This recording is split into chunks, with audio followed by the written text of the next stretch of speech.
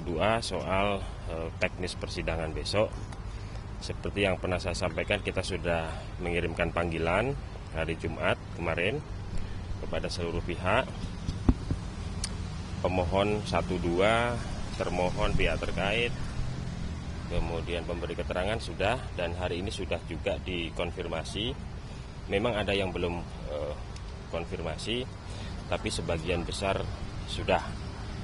Mekanismenya seperti sidang sebelumnya, kita memberikan kuota kursi untuk masing-masing pihak itu 14, termasuk itu hadir gitu.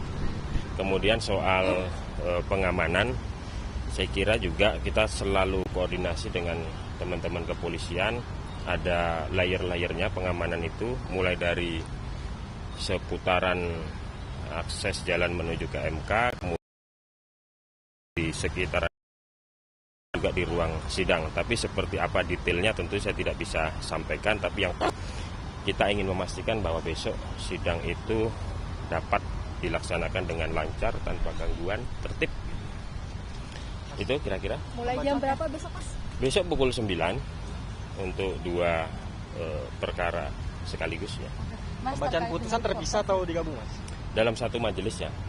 Terkait dengan konfirmasi para paslon yang sudah mengajukan gugatan, apakah besok terkonfirmasi akan hadir begitu, Pak? Ya, dan ada hampir semua sudah mengkonfirmasi kecuali beberapa gitu ya. Kalau dilihat dari konfirmasi tadi itu yang dikirimkan oleh masing-masing pihak kepada kami, itu paslon 01 itu hadir dalam list kami.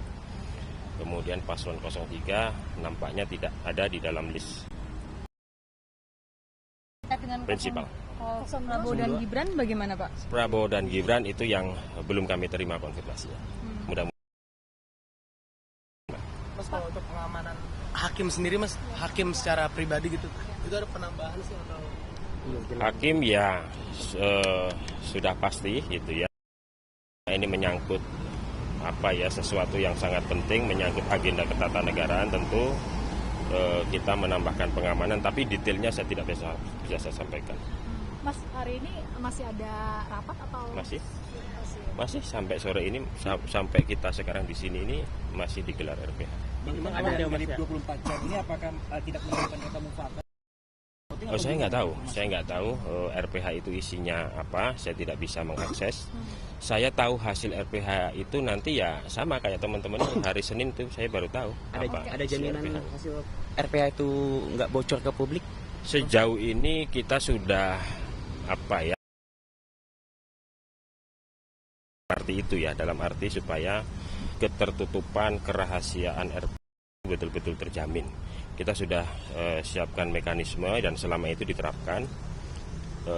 Itu ruang yang restriktif, tidak boleh sembarangan orang ada di situ. Bahkan naik ke lantai itu pun tidak diperkenankan, tidak ada handphone, tidak ada alat komunikasi. Sejauh itu yang kita bisa lakukan untuk meminimalisir apapun yang dikonsumsi oleh orang luar sebelum pengucapan putusan. Oke, Mas, terkait dengan opsi voting, ini kan ada 8 hakim MK ya yang mengenangani kasus ini. Apakah nantinya juga akan ada opsi voting yang akan dilakukan oleh pihak-pihak hakim ini? Iya, kita nanti bisa baca itu di dalam putusannya. Saya tidak tahu apa yang terjadi di ruang sidang, seperti apa pembahasan, pengambilan keputusannya, tapi yang pasti aturan-aturan mengenai itu sampaikan bagaimana kalau 8 hakim konstitusi itu mengalami sama, bukan deadlock ya. Saya memastikan tidak akan deadlock gitu ya. Pasti ada pengambilan keputusan. Tapi apapun itu mekanismenya sesuai dengan ketentuan itu kita baru tahu nanti ketika pengucapan putusan. Tapi bila kalau misalnya nantinya 4-4 bagaimana, Mas? Nah itu yang saya sampaikan itu.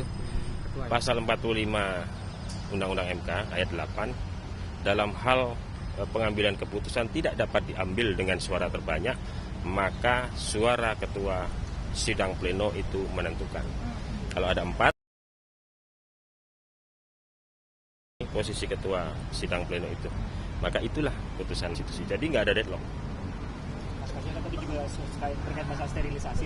Dipastikan seperti yang tadi TPDI itu datang tidak bisa bertemu untuk kepada hakim konstitusi. Ya? Enggak bisa. Kita majelis hakim dalam pekan-pekan ini fokus untuk RPH.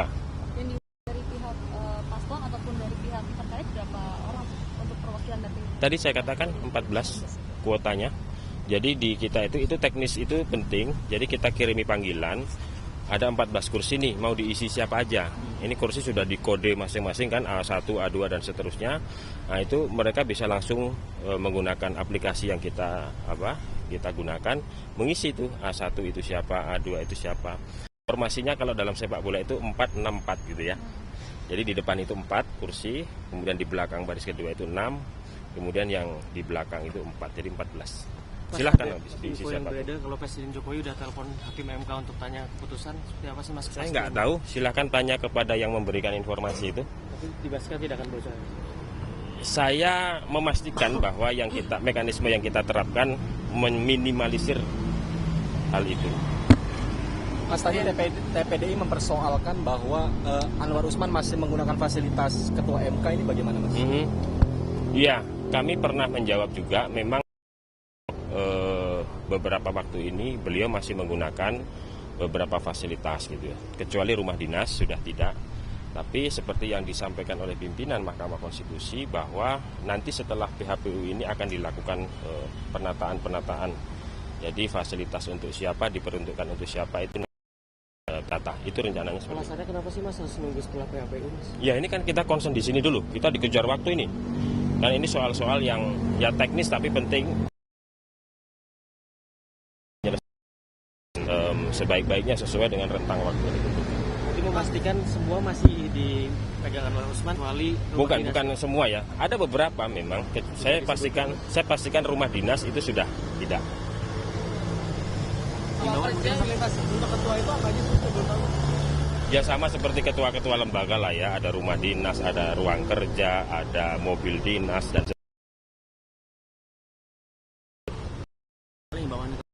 Akan ada banyak aksi unjuk rasa. ya, tentu kita semua berharap seluruh agenda persidangan itu besok terlaksana dengan lancar gitu ya. Karena ini agenda penting, agenda ketatanegaraan nasional yang yang mempengaruhi agenda kita ke depan gitu ya. Jadi mohon kepada semua pihak, kepada seluruh masyarakat, mari ciptakan kondisi yang akan ada rekayasa lalu lintas di seputaran akses menuju ke gedung Mahkamah Konstitusi. Tentu itu kita koordinasi dengan kepolisian, bukan dalam kerangka menghambat masyarakat datang ke Mahkamah Konstitusi, tapi ini sekali lagi untuk memastikan bahwa sidang itu besok berjalan dengan lancar, dengan tertib, tanpa gangguan. Nah, mari kita jaga bersama-sama. Mas, MK memang tidak di bawah Komisi Yudisial, tapi ada nggak sih koordinasi dengan Komisi Yudisial, Mas? Nggak ada. Mekanismenya melalui Majelis Kehormatan Mahkamah Konstitusi. Persidangan-persidangan di PHPU ini juga dalam monitor Majelis Kehormatan. Oke ya. Makasih.